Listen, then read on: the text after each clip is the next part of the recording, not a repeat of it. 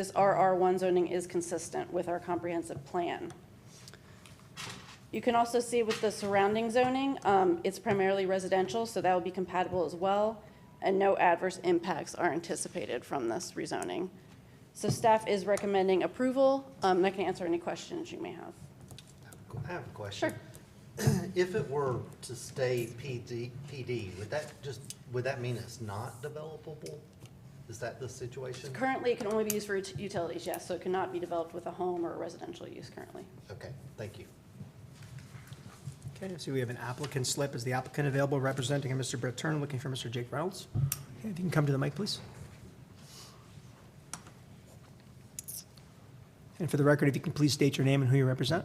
Good evening. My name is Jake Reynolds, and I represent RJ Reynolds Construction.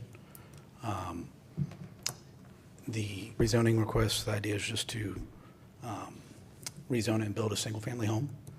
I think it would go with, like she mentioned, would go with overall characteristics of the area. We plan to install a private well and private septic system. So, and I'm, have any questions, if you have any questions, I'd be, excuse me, be. Good day, sir. If you could speak your name clearly into the microphone. Good evening. If you can hear me well, let me move this a little bit. My name is Kelvin Kemp. I live at 522 Dunham Marsh Trail. Thank you very much for hearing all of our discussion on this item. I am in favor of the item. The easement appears to me like it's going to be directly across the street from our neighbor, which is at 560. We're at 522.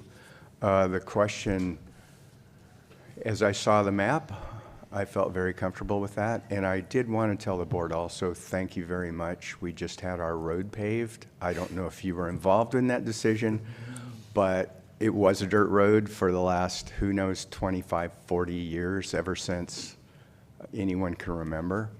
My wife and I have been residents only 4.5 years, so we're fairly new to the area and we don't know it as well as you all do.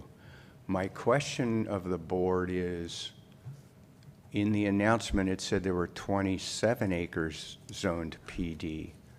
I didn't really understand because everything on our street, the dirt road, we call ourselves the dirt roaders, but everything on our street is pretty much farm. And my wife and I are farmers, and everyone on our half of the side of the street zoning. But for me, PD didn't sound exactly right. If that's only referencing that small, the area for the house, that's fantastic. I don't see any problem with any easement going in and out, especially now that the road's paved.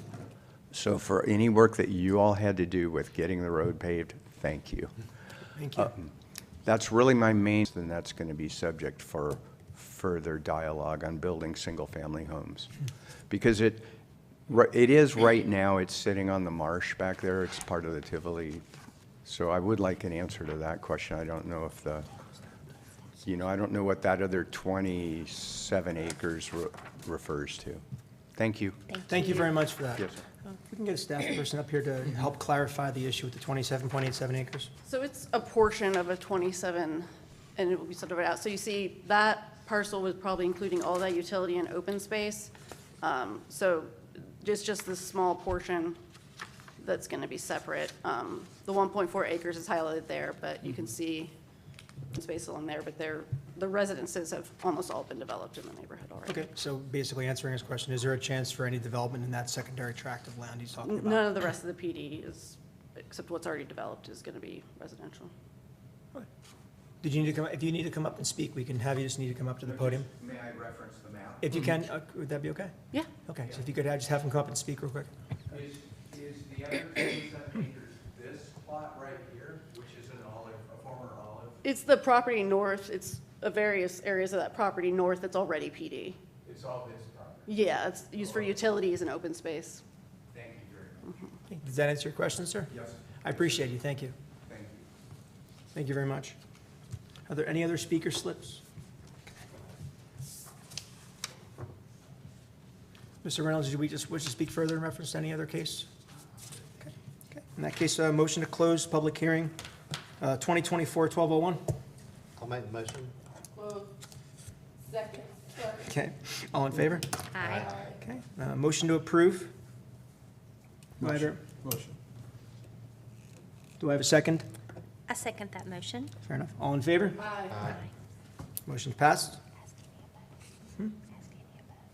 Are there any opposed? Okay.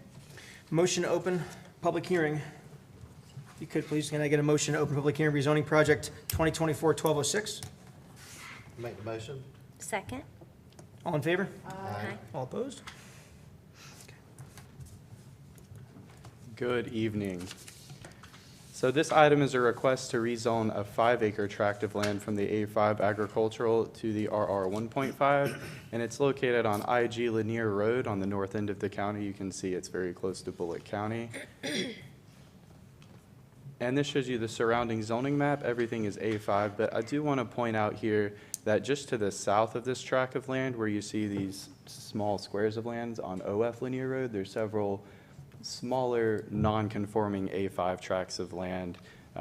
So this request to go to the RR 1.5 could potentially have up to 3 lots if he further subdivided, but it would be larger lots than what's already existing in the area.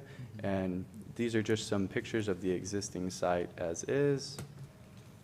And then this shows you the character area. With it being in the low-density residential character area, it does limit it to the 1 acre per unit, 1 unit per acre due to the lack of infrastructure, and it's recommended for both the current A5 and the RR 1.5 zoning. The applicant is proposing to subdivide the property for his grandchildren, and he's not available tonight. I think he had a procedure recently. So he did not want to drive all the way down here. But this shows you his general concept plan, subdividing it into 2 tracts of land. But like I said, with the RR 1.5 request, it could potentially be further subdivided into a 3rd tract, but it could not be subdivided into more than 3 tracts of land. And there could only be 1 additional driveway due to the lot width and the spacing requirements, and the fact that the UDO requires it only allows an access easement to serve 2 lots that don't have frontage, which again would limit any further development on this tract of land. And with that, staff is recommending approval as it is consistent with the comprehensive plan, and I can answer any questions you may have. And so we've got no applicant slips nor speaker slips. Mr. Carswell. Quick question there, is that who is going to make sure that this is held to the accountability of what's being voted on tonight? As far as potentially it only being 3 lots, Yes, okay, I mean, there, but some things have came before us in the past, and we agreed on, we voted on something, and the next thing that we looked at, it got changed. yes, and that curve on 280, and it was not supposed to be, wasn't supposed to be entrance there, but after we approved it, then we went to the state, he went to the state and got permission for that. And as you know, that would be one of those areas that would be kind of hectic, you know, because right there in that curve, for there to be an entrance, no. Yeah, so he's only requesting to go from A5 to RR 1.5. So that's why I brought up the potential of it could be just 3 developed lots. So he's proposing 2 at the moment, but with the parcel A shown on the concept plan being 3 acres, he's limiting himself to that RR 1.5 zoning, so it could only be subdivided into 3 lots. And then again, with the access easement rules that we have in place too. So all that's checked administratively when he goes to apply for his minor plat subdivision. And also with that, you know, we require him to show that he has his septic approvals, that it can support a well and septic system as well. Now, would that be for each property or individually? I mean, individual property or a group for the 3 lots? It likely would be individually. So like when he comes in for his minor plat, he would have to show that it can sustain the well and septic overall, but then we require it when he gets a building permit. And you know, we don't let more than 1 house per tract of land anyways, unless you have 25 acres of land. So it's pretty limited.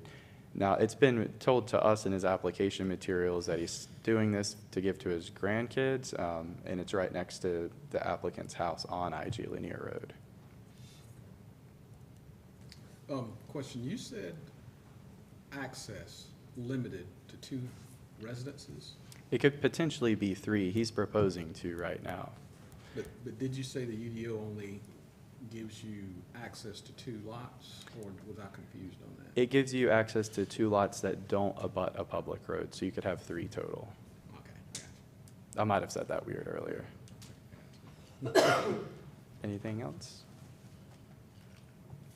All right. Well, I did want to shout out Sarah. She worked hard on our new PowerPoints we have. I don't know if y'all noticed. She did a good You job. look nice, Sarah.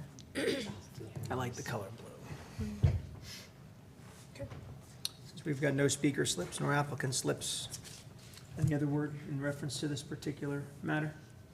Okay.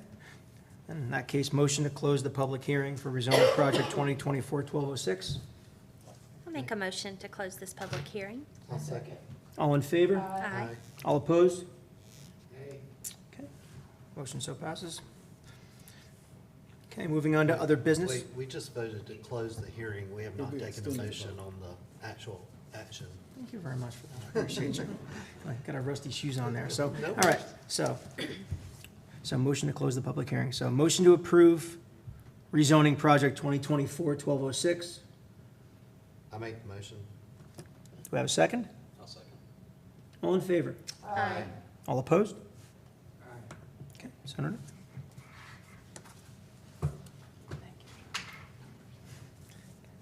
Moving on to other business.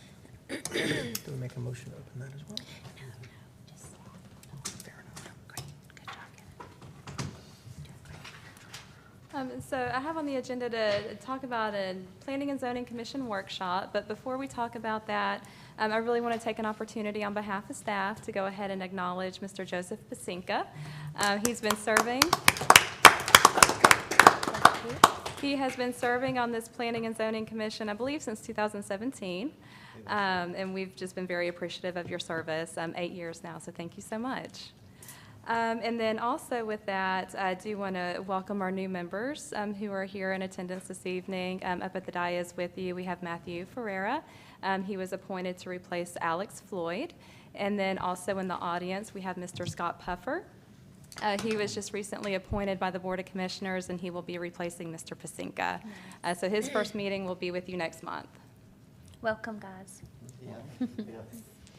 And so with the new members that we have coming on board, we always like to take the opportunity to offer a workshop with some training. This serves as a great refresher for our current members, and then also serves as a good orientation for the new members coming on board. So we are looking at doing something in the month of April, and the feedback that we're going to be looking for from the commission is whether you want to try to hold that workshop before your regularly scheduled meeting in April, or we could always look at a more agreeable day and time if you want to do something outside of your regular meeting day. I don't need a decision on that tonight. I just wanted to let you know what we were looking at doing, and then just look in your inboxes. I'll be following up with an email. We can do a little poll to see what works best for everybody, and then hopefully get something scheduled so that we can take that opportunity just to go back over, our bylaws and our rules and procedures and all of that. So, all right. How long would it take? Is it typically, I can't remember. So I think whenever we've tried to do it in the past, we have tried to set the workshop for about 6 o'clock and squeeze everything into a 30 minutes, because I know a lot of our members work, and it's, harder to get here earlier than that. I think we could probably get it done in 30 minutes, but we don't like to rush, and if you feel like you would want more time to explore different topics or more time for questions and discussion, then we might want to look at something doing something outside of the regular meeting. We don't have an agenda set for April yet. We haven't reached that deadline date. If we don't have any items that come forward for that agenda, then we could always take as much time as we need that evening. Okay, Great. thank you. Yeah. Okay, thank you. Is there no other business? That's it. Okay, perfect. All right, in that case, no other business. Motion, can I get a motion, please, to adjourn